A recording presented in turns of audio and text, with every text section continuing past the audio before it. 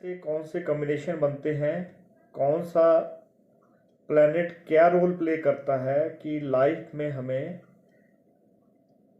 Abortions की problem आती है, मिस कैरेज की प्रॉब्लम्स आती हैं। एबॉर्शन और मिस कैरेज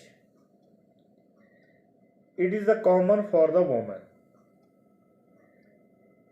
कभी एबॉर्शन डॉक्टर की एडवाइस के अनुसार होता है और कभी कभी by the curse of the God.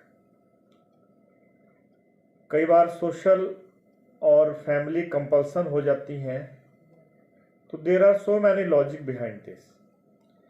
Astrology के माध्यम से प्लैनेटरी कॉम्बिनेशन के हिसाब से हम जानेंगे कि कौन कौन से प्लैनेट रिस्पॉन्सिबल हैं। हॉरोस्कोप में ऐसे कौन कौन सा कॉन्सेप्ट आता है जो एबॉर्शन की ओर व्यक्ति को ले जाता है। फीमेल हॉरोस्कोप के ऊपर बात होती है। इस पे कौन सा हाउस रिस्पॉन्सिबल है एबॉर्शन के लिए, पहला पॉइंट है। स्क्रीन पे आपके सामने स्लाइड्स हैं। Fifth house is the key house for the progeny. जब भी हम बच्चों की बात करते हैं तो सबसे जो इम्पोर्टेंट हाउस है वो फिफ्थ हाउस हो जाता है। जो स्टूडेंट्स हमारे एस्ट्रोलॉजी पढ़ रहे हैं, समझ रहे हैं, सीख रहे हैं, या जो पहले से ही एस्ट्रोलॉजर हैं, उनके लिए विषय बहुत इम्पोर्टेंट होता है कि जब भी प्रोजेनी की बात होती है, चिल्ड्रन हैप्पीनेस की बात होती है, तो प्राइमरी हाउस हमारा फिफ्थ हाउस होता है। जब भी फिफ्थ हाउस या फिफ्थ हाउस का लॉर्ड मैलेफिक के बीच में होंगे, सपोज फोर्थ हाउस में भी मैलेफिक इन्फ्लुएंस होगा प्लैनेट का, सिक्स्थ हाउस में भी मैलेफिक इन्फ्लुएंस होगा, तो हमारा फिफ्थ हाउस बिल्कुल खराब हो जाएगा। और जब फिफ्थ हाउस खराब होगा तो हमें चिल्ड्रन हैप्पीनेस में प्रॉब्लम आना शुरू हो जाती है। यहाँ पे दूसरा नाइन्थ हाउस की भी इंपॉर्टेंस है एबॉर्शन के लिए, बिकॉज फिफ्थ से अगला फिफ्थ हाउस नाइन्थ हाउस होता है। नाइन्थ हाउस पे जब भी मैलेफिक इन्फ्लुएंस होगा, मैलेफिक अफेक्ट होगा, तो एबॉर्शन के चांस लाइफ में बनते हैं। नेक्स्ट आगे, which planets are responsible for abortion. ऐसे कौन से प्लैनेट्स हैं जो लाइफ में एबॉर्शन के लिए रिस्पॉन्सिबल होते हैं। जुपिटर सबसे इंपॉर्टेंट है, गुरु ग्रह, बृहस्पति इसको बोलते हैं, because it is the significator of the progeny. जब भी जुपिटर हमारा पीड़ित होगा, अफ्लिक्टेड होगा, बैड इन्फ्लुएंस में होगा, हमारी बैड प्लेसमेंट में होगा, तो एबॉर्शन के चांस लाइफ में बढ़ जाते हैं, क्योंकि संतान का कारक हमारा गुरु ग्रह होता है। तो मैलेफिक प्लैनेट्स यहाँ पे कौन कौन से होते हैं। सैटर्न को हम मैलेफिक लेते हैं, मार्स को मैलेफिक, सूर्य को भी मैलेफिक कैटेगरी में लेते हैं, Rahu and Ketu are also malefic. But यहाँ पे एक कंडीशन हो जाती है कि हर एक हॉरोस्कोप का अपना एक डिज़ाइन होता है। हमें मैलेफिक हॉरोस्कोप के अकॉर्डिंग ही निकालने हैं। फॉर्मूला जो मैलेफिक के लिए होता है उसको यहाँ पे इम्प्लीमेंट करना है। और फिफ्थ हाउस का जो लॉर्ड है that is very much responsible for the children happiness.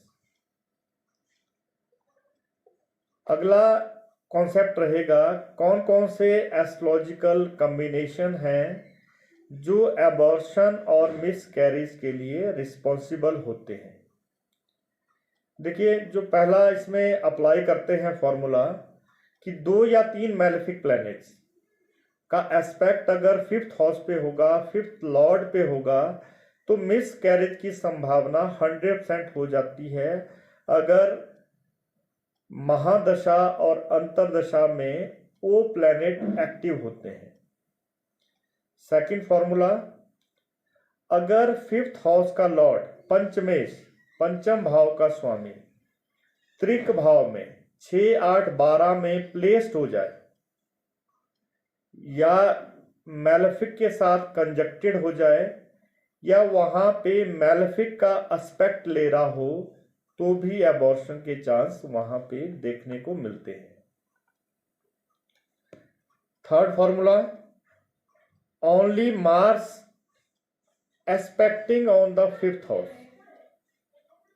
अगर मैलेफिक हो जाए मार्स कुंडली में और एस्पेक्ट उसका 5th हाउस में हो जाए, कंजक्शन 5th हाउस के लॉर्ड से हो जाए, तो वहां पे आपको एबॉर्शन के चांस देखने को मिलेंगे। 5th हाउस पे मैलेफिक एस्पेक्ट हो जाए शनि का, सैटर्न का, तो भी आपको वहां पे एबॉर्शन का चांस देखने को मिलेगा। 5वें घर का स्वामी अगर मंगल बन जाए, डेबिलिटेड पोजीशन में हो जाए, नीच का हो जाए और प्लेस्ड इन मैलेफिक हाउसेस और उसकी प्लेसमेंट मैलेफिक हाउस में रहेगी, तो भी वहां पे एबॉर्शन के साइन देखने को मिलेंगे। इसके साथ अगला सूत्र जो मेन सूत्र है, किसी ना किसी रूप में राहु केतु का इंपैक्ट 5th हाउस पे, 5th हाउस के लॉर्ड पे होगा, तो 100% वहां पे मिस कैरेज आपको देखने को मिलता है। 6th हाउस का लॉर्ड, 8th हाउस का लॉर्ड, 12th हाउस का लॉर्ड मैलेफिक होगा हॉरोस्कोप में। मूल त्रिकोण राशि अगर इन भाव में होगी, उसकी प्लेसमेंट 5th हाउस में हो जाएगी, तो वहां पे एबॉर्शन आपको देखने को मिलता है।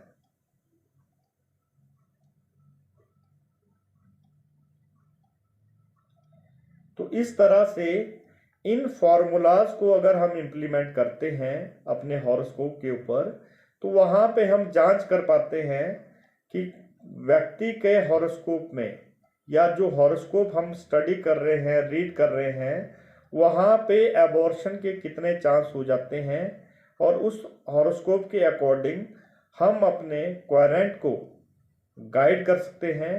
How can be overcome from this problem, या कोई भी रेमेडियल मेजर हम वहां पे कर सकते हैं। नेक्स्ट, एक हॉरोस्कोप हम लेडीज का लेते हैं जिनके मल्टीपल एबॉर्शन हुए हैं। चार्ट्स आपके सामने हैं। मेष लगन का हॉरोस्कोप,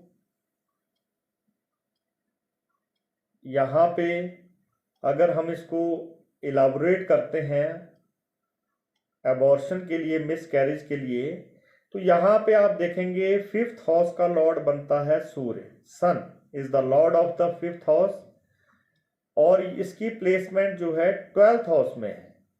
यहां पे अगर आप देखें 5th का Lord Surya placed in the 12th house, और 6th का जो लॉर्ड बनता है मरकरी, मैलेफिक हो जाता है, मूल त्रिकोण राशि बुध की 6ठे भाव में है, तो उसके साथ कंजक्शन में है, और मरकरी यहाँ पे डेबिलिटेड पोजीशन में है, और 6th हाउस का जो लॉर्ड होता है वो मैलेफिक कैटेगरी में आता है।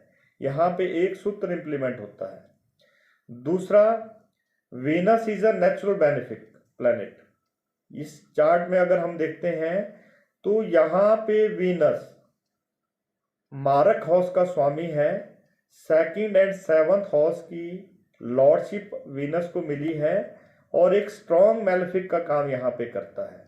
और वीनस का एस्पेक्ट अगर आप चेक करें तो क्लियरली 5th हाउस में है, जो इंडिकेट करता है कि ये हॉरोस्कोप शो करता है मिस कैरेज या एबॉर्शन की संभावना को। मैलेफिक प्लैनेट केतु का भी एस्पेक्ट यहाँ पे 5th हाउस में है। अगर आप देखें केतु की पोजीशन 1st हाउस में है, 1st हाउस से केतु का एस्पेक्ट यहाँ पे 5th हाउस में आता है। अगला एक और सूत्र यहाँ पे इंप्लीमेंट कर लेते हैं कि मैलेफिक जो सैटर्न है इस कुंडली में मैलेफिक नहीं है क्योंकि मूल त्रिकोण राशि 6, 8, 12 में नहीं आती, लेकिन अकॉर्डिंग टू सिस्टम यहाँ पे शनि कर्क राशि में है, शत्रु राशि में यहाँ पे है, रेट्रोग्रेड पोजीशन पे है, और शनि की पूर्ण दृष्टि यहाँ पे संतान कारक जुपिटर के ऊपर पड़ती है।